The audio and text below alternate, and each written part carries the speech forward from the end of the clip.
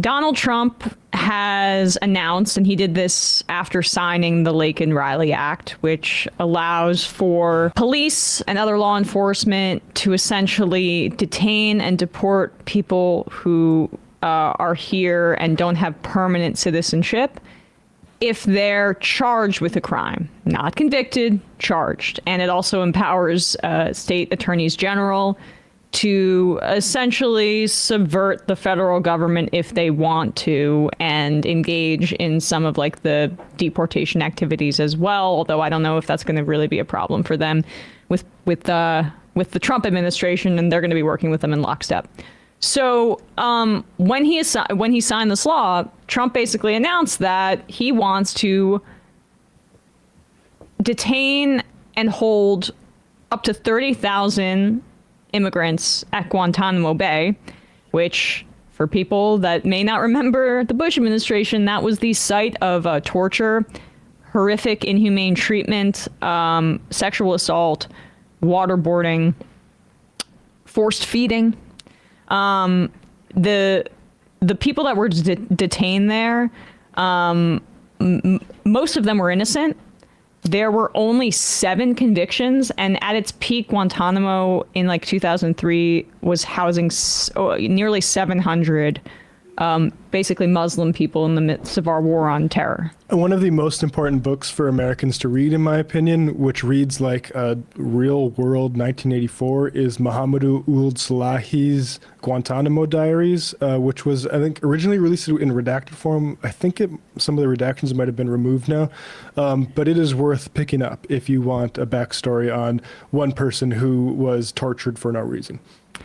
It's one of the worst crimes that we've ever committed in the past, 30 years, essentially. And Trump is working overtime to recategorize immigrants as criminals by definition, basically. Anybody and non-white immigrants in particular. Mm. So here's Pete Hegseth, who served at Guantanamo Bay. Pet Hegseth. Yeah, here's Pig Hegseth. Oh, wait, whatever. Here's the abuser of women, according to his mother, Pete Hegseth, talking about their plans at Guantanamo Bay. Who knows a little bit about Guantanamo. He was stationed there. Secretary of Defense Flex on him. Pete Hegseth. How you doing, Secretary? Hey, Jesse, good. How are you? Very good. So we actually can accommodate 30,000 criminal migrants at Gitmo? Absolutely, we can, and we can plus that up very rapidly. As you mentioned, I served there. I know exactly the places where this would happen. Guantanamo has long been a place for migrants. In fact, in the 90s, tens of thousands of Haitian and Cuban migrants staged there as part of a crisis. We have an even bigger crisis on our hands right now. It was mentioned, 7,500 violent illegals have been captured by ICE in the last 9 days. God bless them. Where do you move them? I'll tell you what, no one's going to be waiting on the Defense Department. We're going to lean forward. We've made sure that we staging on the border to protect it, that we've got gray tails, which are known as military aircraft, to help mass deportations. And Guantanamo Bay, Jesse, is a perfect spot. We don't want illegal criminals in the United States, not a minute longer than they have to be. Move them off to Guantanamo Bay, where they can be safely maintained until they are deported to their final location, their country of origin, where they are headed. So we feel great about this plan. We know we can execute it, and the Defense Department's prepared to do everything we can. We just laud DHS and ICE for what they've done, and we're coming alongside them to make sure we protect the American people. Is the Defense Department ready for? That's it. Yeah. Why is the Defense Department involved? Well, I mean, I guess it's because Guantanamo Bay is involved, but that presents a whole other series of deeply troubling questions about the role of the United States military in this effort to put 30,000 immigrants that they're claiming are criminals without evidence into a mass camp on Guantanamo Bay, which has a history of abuse and shadowy behavior. To put it mildly, Amnesty International called it a gulag. That's when he says 1994, he is right. Bill Clinton did previously use that Guantanamo base, and that's separate from the maximum security prison. There's another part of the base that has areas where you can theoretically house migrants and Clinton had used it to process Haitian and Cuban refugees and asylum seekers, but he was accused of human rights violations at the time then too. And apparently those facilities have been basically kind of like in disrepair for a while. So the idea that these conditions would be anything but inhumane is very far-fetched to me. Yeah, big giant torture camp. And of course, Bill Clinton blames his election loss in 1980 on an escape of people from the Mariel boat lift in Cuba. People can read about that. It embarrassed him. But this is like a larger... So this stuff that went on with Cuba and Mexico... Right now, there's a line being set, and that we should all try to make sure is able to be recognized by Mexico and Colombia, that we will take our refugees or our returnees, let's call them, that you want to return. We're not going to just take them from every other country, which they did during like the COVID era, for instance. And Kurt and Jose Luis of the Soberania show on YouTube have gone into this, but they need this reserve capacity because you need cooperation from when Pete says we're going to take them back to all the places that they're going. Well, actually, that's kind of fraught because you need to actually have a working relationship with these governments to do that. Mm-hmm. And so they can threaten tariffs, they can threaten all this stuff, but if, let's say, how are you getting Venezuela returnees back? Well, just put them in Guantanamo, then is where this is being set up. And yeah, we are at a concentration camp logic. I don't think it was too alarmist to say it in the first administration. I think that was a precursor to what we're seeing now. Yep. And, I remember Trump taking a shot at Bukele in El Salvador during the RNC. I don't know if people remember that. But it seemed weird because Bukele is a big giant fascist who's locking everybody up. But it seems to me that was probably about getting Bukele to accept some of these removals as well. No, I mean, just to echo what Matt is saying, I think it's clear that they're looking to create more and more categories for people in America to be inherently criminalized, and then for that inherent criminalization to eventually lead to the label of terrorism. And when someone's labeled a terrorist, they are, forfeit of their civil and human rights, and we get to torture them. That's why you hear, the inherent criminalization of immigrants becoming all about MS-13. MS-13 and other cartels are being put on the state-sponsored terrorism list or the terrorist list in general. And, it's so that we have a better justification for stripping away the rights of not just undocumented immigrants in America, but also just like people who resemble undocumented immigrants, which, spoiler alert, is everybody. Everyone in America could look like an undocumented immigrant. We racialize the conversation to be about immigrants from South America. But as I mentioned on my stream and everywhere I go, every so often they do a dragnet in Boston and they capture a ton of Irish immigrants here who are here without documentation. They do the same to undocumented people from Eastern Europe and also from Canada. And if you don't think you look like a Eastern European or an Irish person or like a Canadian, you're lying to yourself. This is just the way we talk about immigration is geared towards getting people to think that they're the exception.